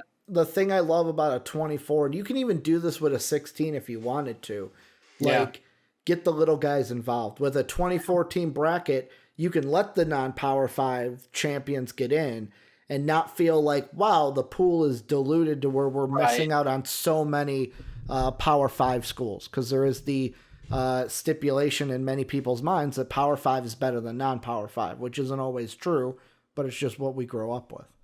Yeah. No, I think there's a lot of room for improvement. I like the expansion of the tournament. I think at the end of the day, whether it's 16 or 24, like you said, it's a better place than we're at today. And as long as we keep pushing forward, I'm happy with it. I don't want to settle for 4. 4 is not the end answer. It is not right. Last thing, baseball. Jake, we're going to you first because I know Dave's over there going, I don't give a shit. Don't give a shit about baseball. So this is just going to be a Jake and I conversation. Yep. But drink, Dave. So there is news today. This was from USA Today that the MLB, that there are team owners and the players union, they're discussing a possible delay to the 2021 season. The basis of this is basically saying, hey, let's delay the season until May so we can make sure that all of our players and everyone in our league gets the COVID vaccine, and we all get that before we start playing again, before we start going out, because of the hassle of what it could be is like teams traveling around. It's like, okay, we got to get everyone the vaccine. But then number 2, it's like you're traveling around, possibly spreading it like we saw last year. Let's just wait, get the vaccine. I know the vaccine isn't like a big old Band-Aid that's like, okay, COVID's gone forever, but it helps. Jake, I'll go to you first. Should this be a no-brainer that the MLB goes, yeah, we'll just do what we did last year again this year? Yep, it should be a no-brainer, but with the way they with the way they pushed the playoffs and there was no off days during the first 2 series, there was the normal 2 or 3 days off during the World Series. Yeah. Manfred seemed like he was pushing and pushing and pushing to get the next season to start at the right time. Now, should they now there's a vaccine, maybe that'll change everything. The vaccine, I think, is read as 60 to 70% effective, which is around the same as the flu shot. It's higher. I've been hearing like 70. It's much higher than that, I believe. Let me pull up the exact stat while you keep. Okay. So even if it still stands point, even if it's higher, you need every player to get that because somebody probably still will catch the virus. It's not like nobody's going to catch it, but it'll limit the widespreads that you had multiple times last year, especially with the Cardinals who missed multiple weeks of a season. It's just a smart thing to do. And also the big problem is MLB free agency is moving so slow because the owners do not want to spend money after their precious little profits were taken down last year and they lost some money and now they're all crying poor. Like we're supposed to feel bad for billionaires. It's in a league that they already don't have a salary cap. Yep. Moderna, 94.5% effective was the last stat that came out about them. Pfizer, somewhere around the 96% effective rate. So we're talking much more effective. Yes. Okay. So even if it was 60 to 70% effective, I was feeling safe. If it's not, if it's truly 96% effective, then yes, you delay the season a month, 2 months, and you start in May. May is fine. You start on May 1st. You start just a little bit a month after you normally would start, and you have minimized risk of any widespread infection of a team, and hopefully you won't have any delays during the season. So I think obviously the smart thing to do, but the MLB isn't smart. So we'll see if they actually do it. Yeah, I mean, the other reason why I like them delaying the season is because of like what I've heard about the vaccine that makes sense. Like me being a non-science guy goes, that makes sense. When they say the vaccine is not something that's like, all right, I have it, COVID can't get me anymore. It's like, no, the antibodies get into your system. Your immune system takes that and builds up a defense against it. Like it takes time for that to happen to where it's like, while that's happening with the vaccine, why not just do what you did last? Like, was last season that bad? To where it's like, I know they lost money, which is bad, but like for a fan perspective, I was like, I kind of enjoyed last season. Yeah, I want to bring it back a little bit because the Phillies owner was trying to say that they lost hundreds and they lost billions of dollars, which clearly was not true. It is just not true. And actually, Scott Boras came out and said, which obviously Scott Boras is an agent and he's going to try to spin the narrative that MLB teams didn't lose money last year, which for some MLB teams, I guarantee you that's true. The Pirates had a payroll of $30 million last year. They did not lose money. I can't guarantee you teams like the Dodgers and the Yankees probably lost money. How much money would teams realistically have lost with the, to me, the only thing I can think of is the ticket sales, which is obviously wasn't people going to games. And games. Yes, they lost TV money. Just network TV. Yep. It is estimated that each big market team probably lost a couple $100 million, which is probably around what is true. The small market teams, it differentiates comparing to their, like the Rays made the World Series and had a payroll of like $29 million. Guarantee you they did not lose money. So I still feel, I don't feel sympathy for the Yankees, the Dodgers, the Cubs, all the teams that paid a lot of money because they're in the biggest markets in the country and their owners have endless pockets. And I don't see, what's bad about what's going on right now is the relationship between the players and the owners is souring even more because how slow free agency is moving. And the MLBPA has told their players, don't accept any deals unless it's the exact deal that you want at the moment. Because and this is going to drag out because they're in a contract. When does their CBA left? That's a good question. Are we official? When do winter meetings officially happen this year? They are happening now. I thought okay. Not there. It's either now or within the next week or so. It's just they're happening digitally this year, so it's I knew it was coming up soon. I'm like, that usually seems to be the hotbed for all activity in the MLB. Well, Garrett Cole signed a year ago on the 10th, so 5 days ago. So that's when the winter meetings were last year. Okay. Yeah, they're probably a little bit pushed back this year because the whole season was. Now, as far as everything goes with you guys, I'm with you. I think the season should wait until the vaccine hits. And again, you are correct in the fact that there's a first shot and then there's a second shot that happens about 30 days later. And that will give you a decent level of immunity to the 94 or 96 percentiles that we were talking. So as far as playing games, there's no rush. Yes, you will lose on some TV money. But at the end of the day, the hassle of entire teams, 10 people being down with COVID or because of contact tracing, losing out on multiple players and having to bring up, AAA players to cover slots. It's just not worth the headache. It's not worth all of that. They should absolutely push the season 1 month forward. Let's see where we're at. And again, this is assuming we're in America. We have a decent rollout plan. That is an asterisk. We will wait and see what happens come February when things continue to roll out to the greater public. Right now, it's just initial shots for, obviously, those who are in desperate need and first responders. So I think a lot of this comes with asterisks. I don't think we will have an exact start date, or we'll have a tentative start date at worst case of like, hey, our season normally starts here. Let's plan around that. But if it gets pushed back, we won't be surprised. Jake, I'm going to ask you this question. Oh yeah. CBA is up after this season. Do we have a strike after the 2020? Yes, season? It won't even be close. Yes, it won't even be close. And I knew that one. Yeah. The May 28th, 2020. It was written by CBS. That's because the current collective bargaining agreement is set to expire after the 2021 season. Yeah. The CBA is the negotiated agreement that governs almost every aspect of working relationship between the management clubs and the players. Can we talk about how now we're going back to pitchers hitting? Nobody wants to see pitchers hit in the NL. You don't want automatic outs. And you know why it's not going to come back? Because the owners don't want to give that to the players. They want to get something in return in the CBA agreement next year. That is how It's dumb money. it has become. I know. No, I All get it. money, Jake. It You're is. right.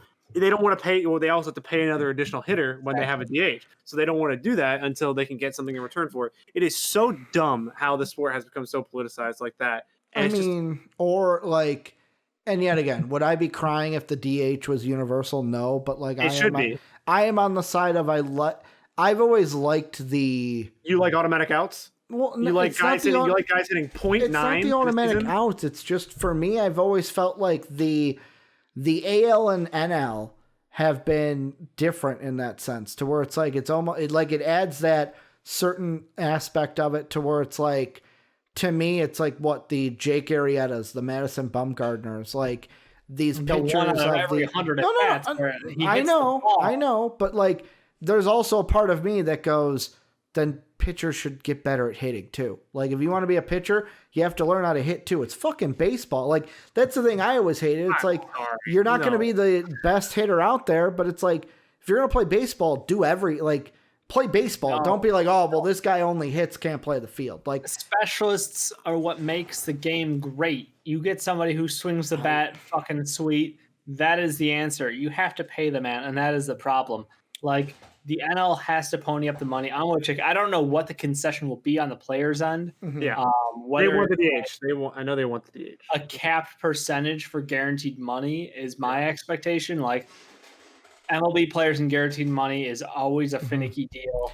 Yep. I think that will be the target. I don't know what they'll actually concede to though, because I think it's very tough to give up. So to me, maybe it's because I am an NL guy and my favorite team's in the NL. I've always liked Jake calls it an automatic out, which isn't wrong. Yeah. But like, so then why have it in the game? Because to me, there's like, I even look at the times where it's like, there's a strategy as a manager of like, there is no strategy. No, there is, to where it's like, you see teams to where it's like, all right, instead of taking this guy, we're going to walk this guy, put him on, which the intentional walk, don't get me started on that, because why the fuck would I put a guy on base for free? With all the analytics that we see, because you have a guy up, a position up next that hits under 100. So that's why I'm gonna. You don't take any you don't take any chances by putting people on base. It's free money, Ricky. Yeah, and then the guy accidentally leans into one. It's like shit. He got a hit, and now we're fucked. The problem is, what happens if your pitcher gets hit by a pitch? Yeah, but that can happen to anybody though. Like that's not something that's almost like what if he gets hurt? It's like, well, anyone can get hurt. A pitcher is a pitcher and a hitter is a hitter. There are two different sides of the game. That is my there was always like watching as a kid. There was always that strategy of like, well, okay, we've got 2 outs. Do we get the out here? Pitcher's up next inning, or it's even like you put the other team in a situation of like, fuck it, we're gonna walk this guy. Put your pitcher up now. What are you going to do? You're going to pinch hit for him now and take him out of force him to take that pitcher out of the game? That is the other dumb part. You should not have to force. It is the dumbest thing. Like, my pitcher is going 5 innings, 2 hits, 7 strikeouts, and I have to take him out. But if it's an automatic out, then it's like, oh shit, like, do I have to take him out now because I want to get a hit and get some runs here and make him pay for putting that guy on base and use my bullpen? Like, in a playoff situation, that's the dumb shit that gets me to where it's like, you got to manage your team well. Strategy right there. The better part of managing your team well. Otherwise, it's just like, all right, guys, go out there and fucking play. I don't have to do anything out here. Like, I'm just going to use you for 5 innings, use you for 2 innings, use you for. No, it's just so cookie cutter then. No, that's blatantly not true. The only wrong thing that's gotten rid of strategy in the MLB is the fact that a pitcher has to face 3 batters now. That is stupid. That takes away specialists in the MLB. That means I can't bring in my guy who's great at getting lefties out and then take him out. That's strategy. Strategy is not, well, the next guy hits under 100. Let's just face him. That is not strategy. I thought it was they had to face a minimum of 1. No, it's 3. Unless it's the end of an inning, they have to face 3 hitters. So if you bring a guy in, the only thing I hated is like, we're going to bring this guy in for a pitch and then switch to another guy like 1 pitch later. We had that like a couple times. I think that's strategy. You just said it's cookie cutter. It's not. That's strategy. That is strategy. Bring in a guy who's good at getting lefties out. Yeah, like I'm okay with him coming in and like 1 batter. You have to face 1 batter. Yeah, no, you know that you cannot take a pitcher out unless he faces a batter. You cannot bring a pitcher in and then after one pitch bring him out. That was never. I was gonna say like that was never a rule. Unless he gets injured, like of course you can't put him out. No, I'm all about baseball and the move to analytics, and I think the more competitive games happen when you have a DH in there. You have someone who his job is to hit the fuck out of that baseball. So yes, I want this. I want this to happen.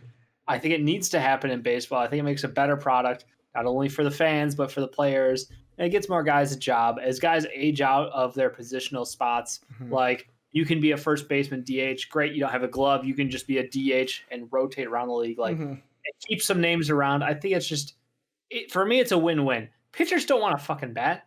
99 out of 100 pitchers don't want to go up there and stand at the plate. That's not their job. That's not what they've been training for their whole life. It's like changing the rules on guys. You see guys in the NFL. Yet again, I'm on the side of you're playing baseball. Like too fucking bad. Baseball is about one thing for you. Your job is to throw that ball as hard as you goddamn can. I mean, but at the same time in the NBA, we got guys that are like, I'm not gonna play defense. Fuck that shit. I'm just gonna focus on my offense. Yeah, Zion Williamson. Yeah. Zion can play defense. You were right with Trae Young. Prove me wrong. You were right on Trae Young. Don't make me fight you. Zion can play defense. He gets all those blocks, Dave. Baseball is an analytic-driven sport, and the best product for the game is with DHs and is with the ability to have those matchup-based things with pitchers swapping in and out of there and a one-batter status. I'm with you, Jake. I think a little bit of Ricky, a little bit of Jake. You guys are both on the right track, but together we get the best product. I don't like. I've always been on the side of no universal DH. I've always liked the uniqueness of the NLAL. Just waste time and waste it back. You know what? We might as well have a kicker play quarter. Actually, have the quarterback's punt. That's basically what it is. Quarterback's punt. Yep. Why aren't they doing it all? Quarterbacks have punted. Didn't you see Flutie? Flutie got those points because he kicked it. No. If we're playing in the NL, all quarterbacks should punt. Yep.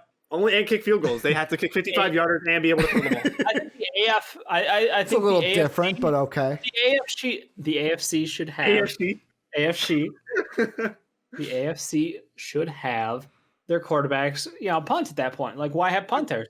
You don't need a designated guy. If you're going to be a football player, you're trying to go extraordinary to throw fun at it. But yeah, it's yet again, like, would I be mad if they got a universal DH? No. But it's just, I've always been against the universal. I've always liked hey, this team is going into an NL stadium. They've got to go into, it makes the AL Central too. Wait, hold on. I loved as a Yankee fan having the 300-pounder CC Sabathia stand up there and hit a baseball. Because guess what? He didn't hit the baseball because he couldn't hit.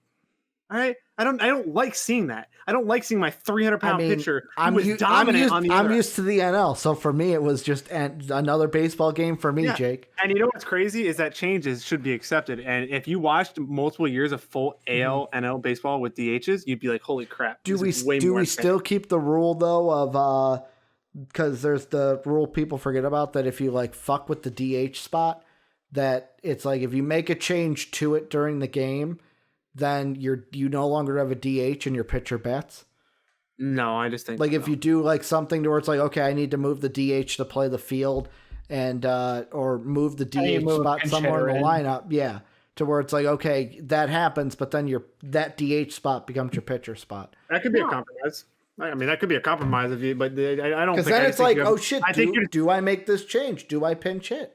I don't think those changes happen as often as you would think if there's just a DH in the lineup every day. Yeah, yet again, I'm fine with having both leagues be unique to themselves. No. It's one league, Ricky. It's the MLB. It's a major. Technically, it's the American League and the National League, Dave. Well, let's stop dividing each other and come together. Let's all be the same and love each other.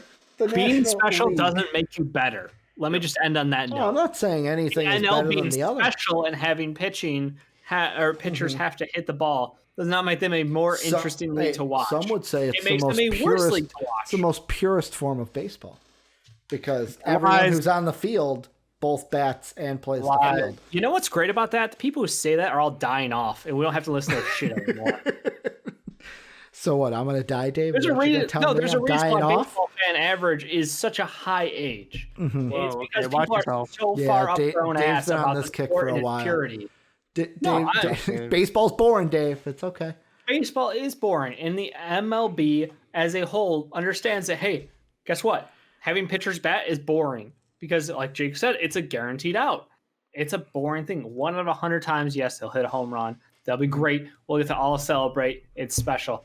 But it's not often enough to actually impact the game and make it interesting. And when he strikes out 2 other times, it's like, wow. Yeah. Or should they work on their batting to where they should be at least competent at the plate? They're pitchers. They're pitchers. Should hitters become pitchers too? Again, I'm not going to stand on that box and say, like, oh, well, it's easy to hit because I can't hit a fucking baseball from a 90-mile-an-hour pitcher. But, like... I made contact once in the batting cage with one of those bad boys. But I mean, like... That hurts. Yeah, it does. But we're not baseball players, Dave. Yeah. Any final thoughts, Jake? Because you are the baseball guy here. I don't need to hear. I hear enough of Dave bash on the MLB. I don't need to hear more of it today. Listen, I hope that we get baseball and with no prolonged suspensions during the season. So I hope they suspend it until May. Everybody gets a vaccine. We have a happy dandy season, and I hope the Yankees fucking re-sign DJ LeMahieu and they get some pitching and we win a World Series. Let's go. So. Wait, the GOAT's a free agent right now? He is a free agent right now. Why haven't they? Because like you said, they lost money, so they don't want to. Oh, the Yankees are crying poor. You know, I think George Steinbrenner is rolling over in his fucking grave right now. I would love if he'd be able to come over the Cubs, but I don't even think we have the money to sign him with everybody we've got with contracts. Maybe giving up Schwarber helped us, but who knows? But that's where you guys come in and let us know what you think down below about anything we talked about today.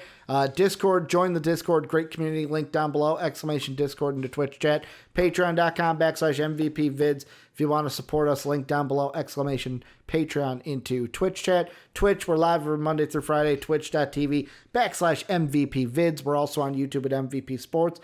And also, thank you to Jake for coming on the show today. Jake, I hope you had fun. I did. Thanks for having me on. That's going to do it for us. Another great MVP Sports Live. Thank you guys for doing what you do. And as always, have a good day, everybody.